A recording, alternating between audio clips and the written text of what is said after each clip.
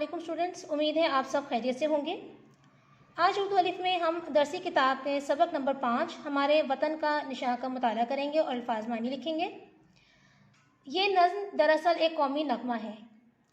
कौमी नगमा और कौमी तराने का मफहूम वाज़े करते चलूँ, फ़र्क वाज़े करते चलूँ कि कौमी तराना जो है वो भी कौमी नगमा ही होता है, लेकिन उसे सरकारी सरपरस्ती हासिल होती है और सरकार की इजाज़त से, हुकूमत की इजाज़त से वो सरकारी तकरीबात या अहम मौक़े पर जो है पढ़ा जाता है। जबकि कौमी नगमा जो है उसमें भी असलाफ़ की कुर्बानियों का ज़िक्र होता है, कौम की तारीफ़ होती है, मुल्क की तारीफ़ होती है, कुर्बानियों का ज़िक्र होता है असलाफ़ की, लेकिन उसे सरकारी सतह पर नहीं सरपरस्ती हासिल नहीं होती और अवाम जो है वो अपने तौर पर अपनी तकरीबात में इन्हें गुनगुनाती है, इन्हें पढ़ती है। तो इस तरह से जो आज हमारे पास ज़ेरे मुताला नज़्म है वो एक कौमी नगमा है। इस नज़्म को पढ़ने के बाद आपके दिल में जो है वतन से मोहब्बत का जज्बा पैदा होगा। आपको अंदाज़ा होगा कि तहरीक पाकिस्तान की राह में दी गई कुर्बानियाँ किस कदर अहमियत की हामिल थीं और हमारे बुज़ुर्गों ने किस तरह से कुर्बानियाँ देकर जो है ये अजीम मुल्क हासिल किया है। और इसके अलावा इस कौमी नगमे को पढ़ने के बाद आपको अंदाज़ा होगा कि हमारे दिल में जो है अपने वतन की मोहब्बत किस दर्जे पर है और इसके ज़रिए चूँकि हमारे दिल में वतन की मोहब्बत उजागर होगी और अपने असलाफ़ की कुर्बानियों का जो है वो ज़िक्र ताज़ा होगा, याद ताज़ा होगी, तो इसलिए ये कौमी नगमा जो है वो हमारी ज़िंदगियों में अहमियत के हामिल होते हैं कौमी नगमात। आइए सबसे पहले हम ख़ास अल्फाज का जो है वो उनके मायने देखते हैं। पहला लफ्ज़ है ज़ोफ़िशान, रोशन, लर्ज़ा, लरज़ने वाला, काँपने वाला, तरसा, डरा हुआ,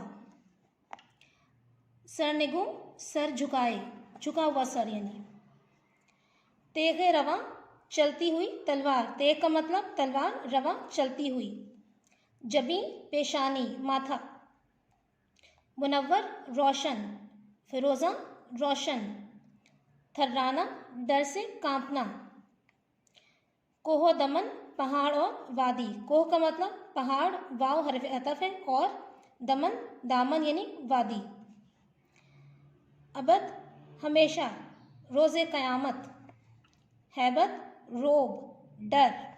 ये थे ख़ास अल्फाज और उनके मानी। आइए अब नज़म का बाकायदा मुताला करते हैं और अल्फाज मानी लिखते हैं।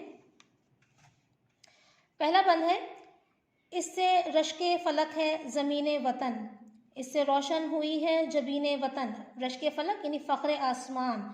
रश्क होता है अच्छे मानों में किसी चीज़ का फ़ख्र करना, किसी चीज़ की ख्वाहिश करना, और हसद बुरे मानों में होता है कि जिसमें हम ये ख्वाहिश करते हैं कि वो चीज़ दूसरे शख्स के पास ना रहे। लेकिन रश्क इस तरह से मुतज़ाद है हसद के कि इसमें हम फ़ख्र करते हैं और कोशिश करते हैं कि हम भी उस दर्जा कमाल को पहुँचें जिस पर कोई दूसरा शख्स मौजूद है।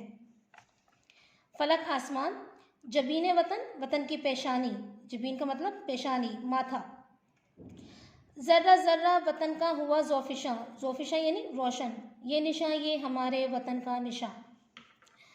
बंद नंबर 2, ये हिलाल आब है तेग खमदार की, हिलाल चाँद, जो पहली रात का बारीक सा चाँद होता है वो हिलाल कहलाता है। आब चमक, आब ये ज़ुमानी लफ्ज़ है, इसका जो है यहाँ पर मानी चमक है और एक मानी में आप मुज़क्कर माने में पढ़ते हैं पानी के मानों में।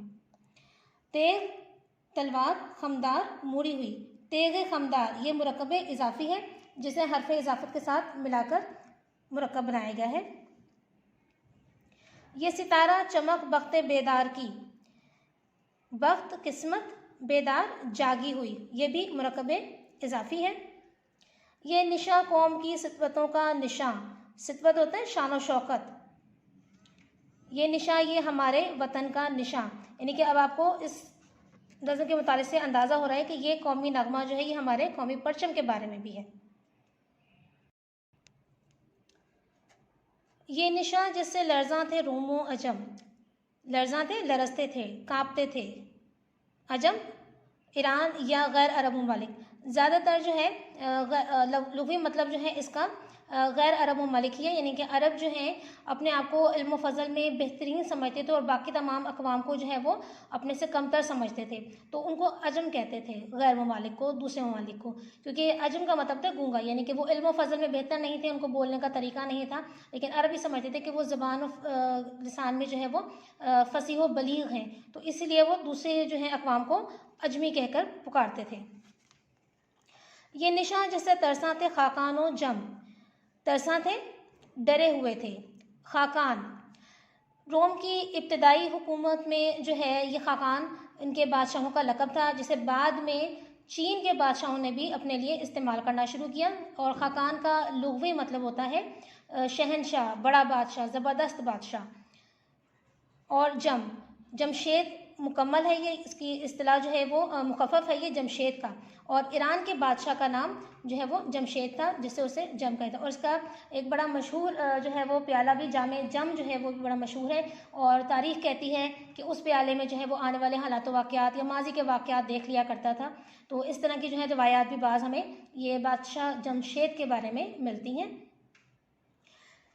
ये निशान जिससे था सर निगू एक जहां, सर निगू सर झुकाए हुए, यानी कि हमारे कौमी परचम की वो हैबत है, वो ताकत है हमारे कौमी परचम में भी कि उसको देखकर दुनिया की बड़ी बड़ी सल्तनतें जो हैं वो भी खौफ खाती थी, बड़े बड़े बादशाह जो थे उसके आगे सर झुकाने पर मजबूर हो गए। ये निशान ये हमारे वतन का निशान, ये निशान अपनी ज़र्री रिवायात का, ज़र्री कीमती सुनहरी, ये निशान गाजियों की करामात का। गाजी ऐसा सिपाही होता है जो मैदान जंग में जाए, जंग लड़े और अपने मकसद में कामयाब जिंदा लौट आए। करामात यानी मोजज़े, अनोखी बातें, ऐसी बातें रूनुमा होना जो इंसानी अक्ल से, इंसानी समझ से बाहर हो, यानी कि हमारे गाजियों के वो कारनामे थे जो करामात लगते थे, करामत लगते थे लोगों को, मोजज़ा लगते थे, ऐसी बातें जो उनकी अक्ल व शऊर में समाती नहीं थी, जिनका जोशे मुसलसल था तेग़े रवां, जोश जज्बा, तेगे रवां चलती हुई तलवार, तेज़ तलवार, यानी कि वो जोश जज्बे से भरकर जो है कमाल दर्जे के जोश जज्बे से जब वो इस्लाम के दुश्मनों के ख़िलाफ़ जो है वो लड़ते थे। ये निशान ये हमारे वतन का निशान, जिनके सीने मुनव्वर थे कुरान से, मुनव्वर थे, रोशन थे, यानी कि यहाँ पर आप कुरान की तालीमात को दिल में बसाए हुए थे, वो हमारे असलाफ हाफिज़ कुरान थे, कुरान उनके सीनों में मौजूद था, तो जिससे उनके दिल रोशन थे और वो हकीकत को पहचानते थे, अल्लाह ताला की वहदानियत को पहचानते थे, रसूल सल्लल्लाहु अलैहि वसल्लम की इताअत को अपनी ज़िंदगी का अव्वलीन मकसद समझते थे, तो इसलिए उनके दिल जो है कुरान तालीमात से रोशन थे। जिनके चेहरे फ़िरोज़ां थे ईमान से, फ़िरोज़ां चमक रहे थे, रोशन थे, यानी कि ईमान उनके दिलों में इस तरह मजबूती से कायम था कि उनके चेहरों पर उस ईमान की रोशनी और नूर जो है वो दिखाई देता था।